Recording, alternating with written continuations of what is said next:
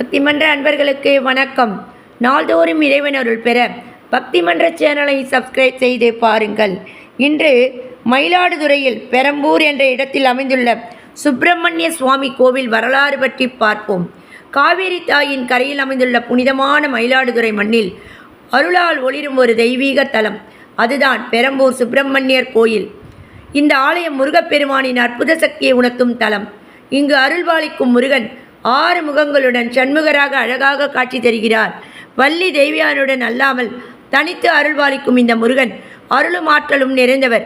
இத்தலம் குறிப்பாக நாகதோஷம் நீங்கும் தலம் என்று பக்தர்கள் நம்புகின்றனர். பாம்பு வழிபாட்டிற்கு முக்கியத்துவம் உள்ளதால் இங்கு செய்யப்படும் நாக பூஜைகள் அதிர்ஷ்டத்தை மாற்றும் என்று கூறப்படுகிறது. கந்த சஷ்டி, கிருத்திகை, சுப்பிரமணிய திருவிழாக்கள் இந்த ஆலயத்தில் மிக விமரிசையாக கொண்டாடப்படுகிறது.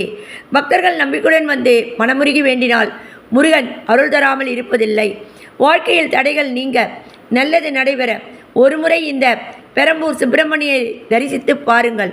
அருள் நிச்சயம்.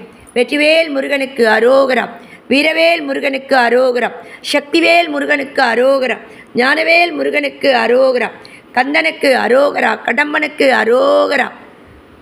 அருணகிரிநாதர் அருளிய திருப்புகழ்.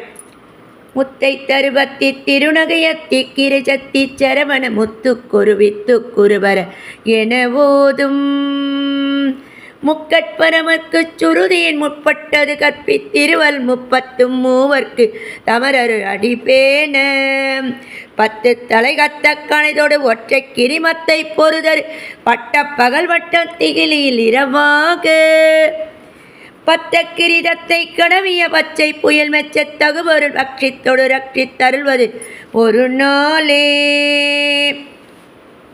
தித்தி தீய ஒத்த பரிபுர நித்த பதம் வைத்து பயிரவித்து கொட்நடிக்க கழுகொடு கழுதாட திக்கு பரியட்ட பயிரவ தொக்கு தொகு தொகு தொக்கு தொகு தொகு சித்த பவுரிக்கு திரிகடைய நவோத கொத்து பறை கொட்ட கலமிசை கொக்கு கொகு கொக்கு கொகு கொத்து புதை புக்கு குடியன கொது கூக்கு.